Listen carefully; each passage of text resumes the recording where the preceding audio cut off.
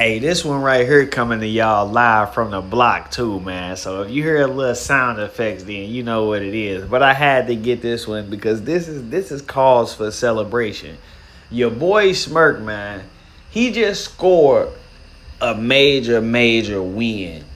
And not in the way that y'all might think. You know what I'm saying? He scored a major win in the publicity side because for the past few weeks, everybody has been running the headline. Lil Durk is doomed. Mike City, AJ, and Marley took a plea deal.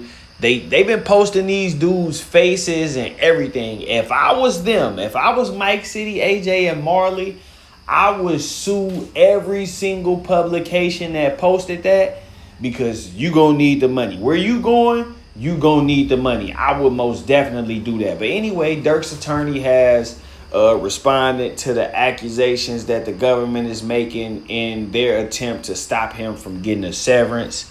And, you know, he made a couple of points. It's like 18 pages. But the main thing I want to focus on is the Chicago case. It says the government's opposition seems to argue that material developments in the Chicago case caused the delayed timing of the third superseding. It reads, defendant's argument that the government took the Chicago incident off the table when it withdrew its motion to admit it under Rule 404B breezes past material developments in that case, which contributed to the government's decision to include it as direct evidence and not under Rule 404B. But there are no material developments which have occurred since then.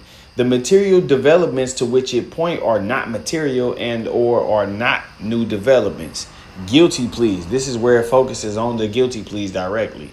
The government relies heavily, both in its opposition and in its oral representation to the court on July 1st, on the recent guilty pleas of Mr. Montgomery Wilson and Mr. Powell in their prosecution of the Chicago incident in the Northern District of Illinois. In both defendants' plea agreements and plea colloquies, they admit to committing the charged murder in exchange for pay. Even if those admissions represented some sort of significant development in that case, which is debatable since the defendants have been accused of committing a murder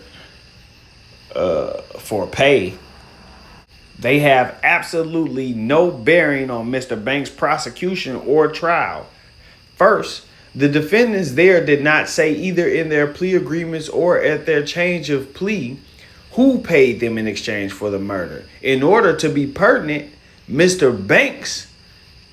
Banks's case, including as the government now argues ex post facto to bolster the reliability of Mr. Montgomery Wilson's Perkins recordings, the statements would have to be about Mr. Banks.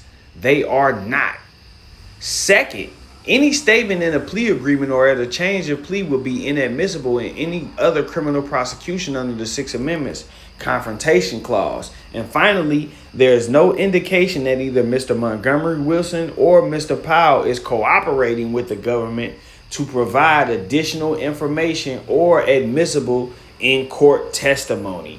So, long story short, it's just like I was saying. When you have situations like this, the government will use that.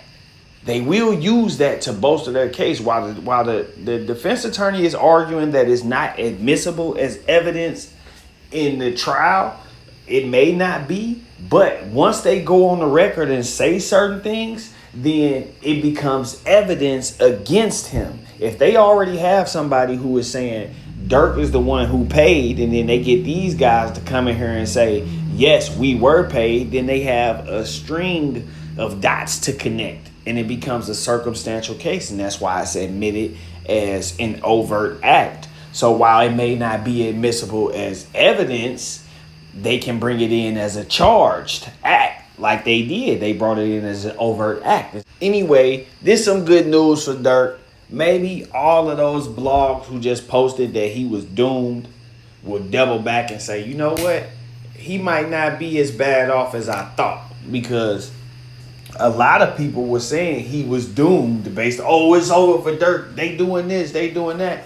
And now, like he said, his attorney just said, man, there's no evidence that these dudes are even cooperating at all. People just talking. The defense don't even have evidence that they cooperate. So what are y'all talking about?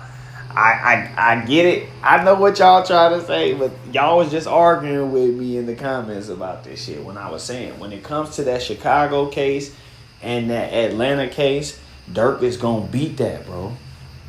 Those overt acts, he gonna beat that for sure. You know what I mean? They are connecting dots. You can't say they cooperating to a degree because they admitted to getting paid to do a job, but it's nothing that has, you know, directly said, hey, we got this from DURK. DURK paid us, or, you know, I talked to DURK. None of that ties directly to DURK. Now, if they giving up the other guy that allegedly paid them, that's something different. You know, people saying that he is no longer with us. So if that's true, then I could see they logic right there. But with that said, I'm going to wrap this one up. Hit that hype button before you get up out of here. Hit that like button before you get up out of here. Like, comment, subscribe, all of that YouTube stuff. I'm out.